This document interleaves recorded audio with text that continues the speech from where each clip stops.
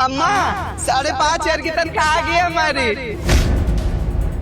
अम्मा तुम चिंता मत करो, हम जानते हैं कि पैसों का जरूरत है, तुम्हारा ऑपरेशन कराना है, हम आज ही शाम को पैसे अकाउंट में डाल देंगे ना तुम्हारा। 5,500 की तनख्वाह? शशांक, ये गार्ड क्या बोल रहा है? इसकी तनख्वाह सिर्फ 5,500 रुपए है। पर ऐसा तो हो ही नहीं सकता। सिक्योरिटी गार्ड की मिनिमम सैलरी 15,000 होती है हमारी कंपनी में, और इंक्रीमेंट के बाद तो 20,000 तक भी हो जाती है। तो ये क्या बातें कर रहा है कि 5,500 की तनख्वाह है? और शशांक, ये तो बताओ मुझे कि सिक्योरिटी गार्ड का काम तो गेट पे ड्यूटी करना होता है। ये हमारा गार्ड इस तरह से पोछा क्यों मार रहा है? ये काम तो सफाई कर्मचारियों के होते हैं ना, तो ये काम क्यों कर रहा है गार्ड? इसका जवाब दो जरा मुझे।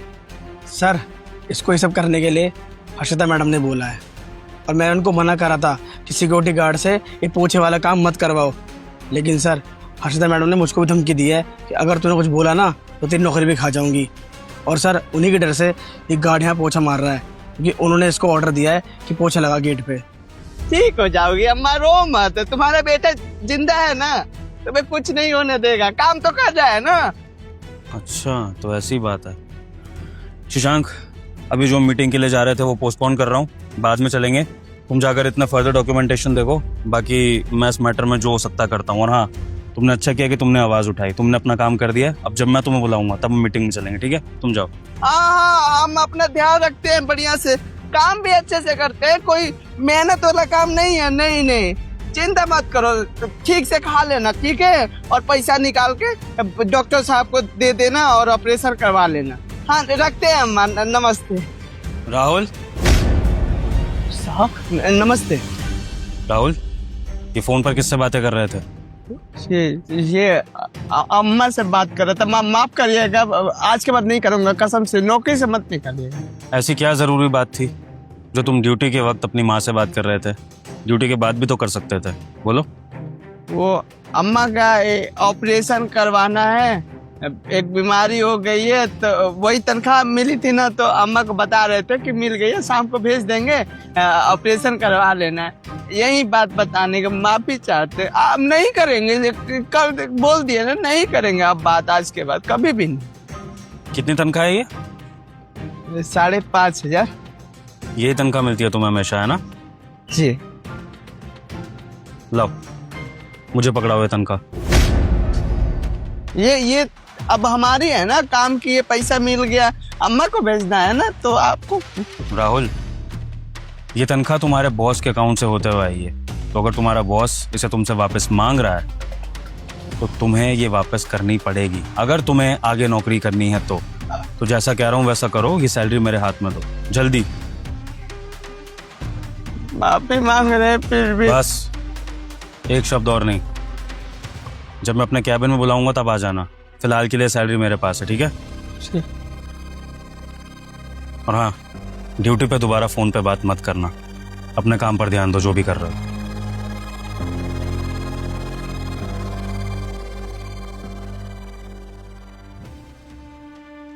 हेलो अम्मा, पैसा नहीं भेज पाएंगे शाम को। हाँ, वो मालिक लेके चले गए, सुन लिए थे, ऐसे बात कर रहे थे, काम कर रहे थे, गुस्सा किए, पैसा छीन के चले गए। आप देख रहे हैं, मांगेंगे पैसा भेजेंगे, चिंता मत करो। अब तो नौकरी पर बात आ गई है, पता नहीं नौकरी से हाथ धोना पड़ेगा या फिर क्या होगा।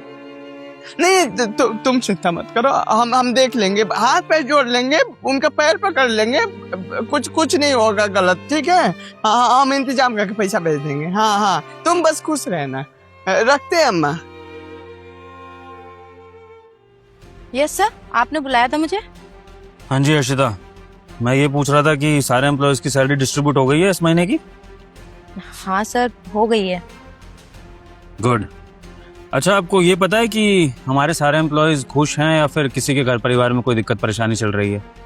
नहीं सर, सब तो खुश हैं, सबको अपनी सैलरी अच्छे से मिल जाती है टाइम पे, तो फिर ऐसा तो कुछ हो ही नहीं सकता है ना? पक्का हमारे सारे एम्प्लॉयज खुश हैं, किसी के घर में कोई दिक्कत परेशानी नहीं है? श्योर है आप? Yes sir. चलो, मैं अभी एक एम्प्लॉय को बुलाता हूँ जिसके बारे में मुझे पता लगा है कि उसके घर में कुछ दिक्कत परेशानियां हैं, जिसके बारे में शायद आपको नहीं पता। तो एक बार उसी के मुंह से सुन लेते हैं उसकी दिक्कत है। राहुल, साहब जी, मुझे नौकरी से निकलवाने के लिए बुलाया है ना, ऐसा मत करिएगा, हाथ जोड़ रहा हूँ, नौकरी से मत निकालिएगा मुझे। राहुल, नौकरी से निकालने के लिए नहीं बुलाया है, तुम्हारी परेशानियां जानने के लिए बुलाया है। मैंने तुम्हें बाहर अपनी माँ से बात करते हुए सुना था, तो क्या क्या दिक्कत परेशानियां तुम फेस कर रहे हो जरा एक बार मैनेजर मैडम के सामने भी बता दो, हम सब सुनना चाहते हैं। क्या हो गया? साहब जी, वो हमारी अम्मा की तबीयत खराब है, ऑपरेशन होने वाला है, वही तनख्वाह मिली थी तो बात कर रहा था, और भी पैसा घट रहा है, परेशानी बहुत बड़ी है, क्या करे, कोई न जैसे तैसे अपना गुजारा कर लेंगे, कम तनख्वाह में कैसे गुजारा करे समझ में नहीं आता। क्यों राहुल, पैसे कम क्यों पड़ रहे हैं तुम्हें माँ के इलाज के लिए? कितनी सैलरी है तुम्हारी? अरे सैलरी की क्या मतलब है सर, सैलरी का पूछने का क्या मतलब है, जितनी सबको मिलती है उतनी ही है सैलरी इसकी। और तू यहाँ क्या कर रहा है, जाके बाहर काम कर। अशिता, आज के बाद कभी मुझे बीच में काटना मत, मैं बॉस हूँ तुम्हारा कोई भाई नहीं हूँ जो तुमने इस तरह से मुझे काट दिया। राहुल से कुछ पूछ रहा हूँ ना तो पूछने दो। राहुल, कितनी सैलरी है तुम्हारी? 5,500। ए, क्या बकवास कर रहा है तू? तेरा दिमाग तो नहीं खराब हो गया? झूठ क्यों बोल रहा है सर के सामने? 5,500 देती हूँ मैं तुझे, हाँ? पूरे 15,000 रुपए देती हूँ। सर ये झूठ बोल रहा है। मैडम जी, 15,000 रुपया हमारी तनख्वाह है, सपने में भी नहीं सोच सकता। जब से हम काम पर साहब जी लगे हैं, 5,500 की तनख्वाह मिलती, 15,000 कहाँ मिलते? झूठ आप क्यों बोल रहे हैं साहब के सामने? झूठ मैं बोल रही हूँ या झूठ तू बोल रहा है? कुछ भी बकवास किया जा रहा है। तुझे तो मैं आज बताऊंगी, नौकरी से ही निकलवा दूंगी तुझे। बकवास कर रहा है सर, ये झूठ बोल रहा है, ये मुझे पता नहीं क्यों फंसाने की कोशिश कर रहा है। मैडम जी बस करिए, अगर 15,000 की तनख्वाह हमारी होती तो ऐसे आके साहब के सामने रोता थोड़ी, माँ का ऑपरेशन करवा लेता। साहब जी ये हम कसम खा के बोल रहे हैं, हमें 5,500 की अपने अपने हाथों में लिया था ना, तनख्वाह आपके पास है ना, गिन लीजिए 5,500 रुपया। ओए ड्रामेबाज, ड्रामा कम कर तू। तुम लोगों की ना यही हरकतें मुझे पसंद नहीं आती। तुम लोग झूठ बोलते हो, पैसे खा जाते हो, फिर बॉस के सामने उल्टा सीधा बोल के बड़े एम्प्लॉय को फंसा देते हो। इनफ, बहुत चिल्ला लिया आप दोनों ने। दोनों में से आप जो भी गलत हैं या सही हैं उसका पता लगेगा सबूत से।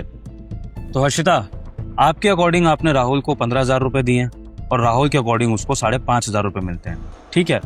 और ये कैश मैंने खुद राहुल के हाथों से लिया है जो 5,500 रुपए है, ठीक है? लेकिन फिर भी हर्षिता, मैं आपसे सबूत जानना चाहता हूँ कि आपके पास क्या सबूत है कि आपने राहुल को 15,000 रुपए ही दिए हैं?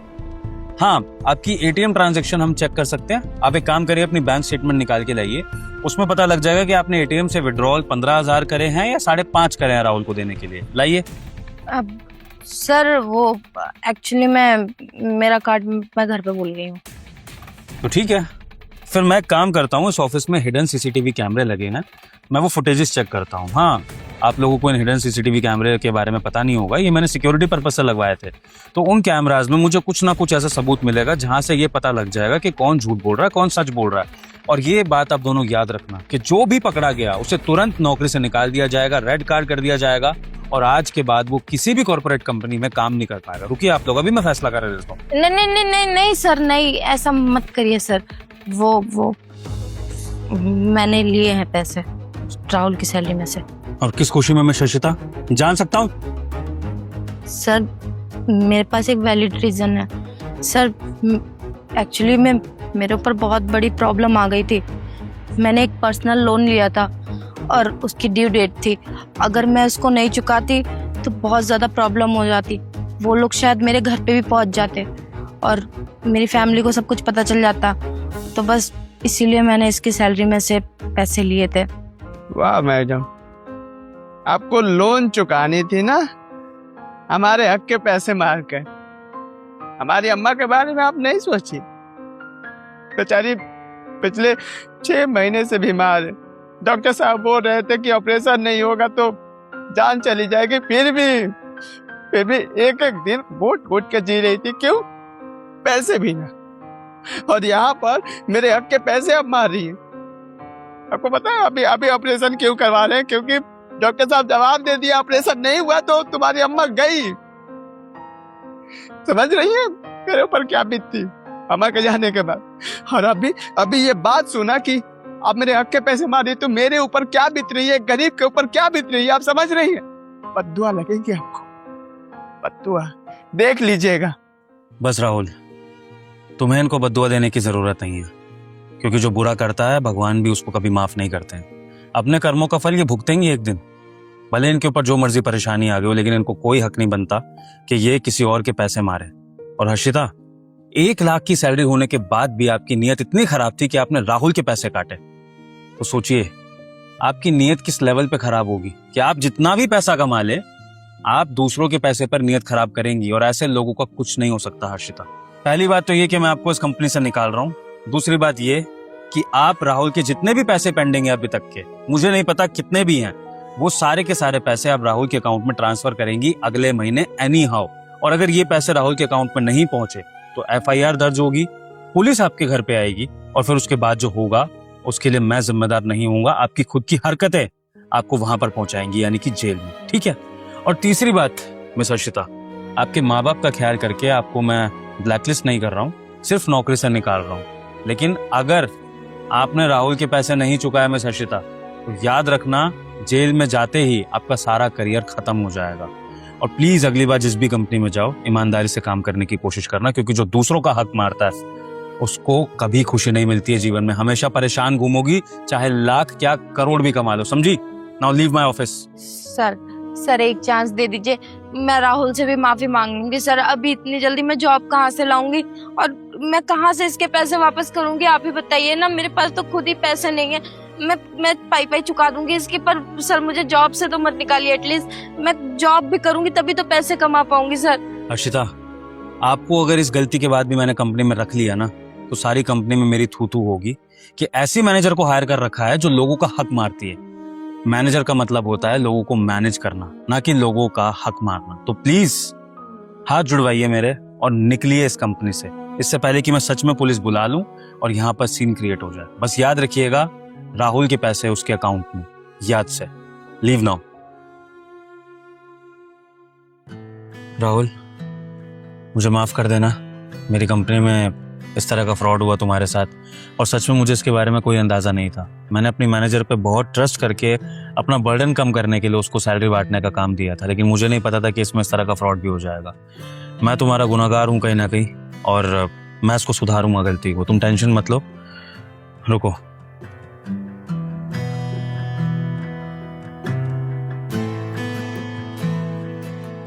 ये जो सैलरी मैंने तुमसे ली थी और ये 50,000, ये रखो और अपनी माँ का इलाज शुरू करवाओ।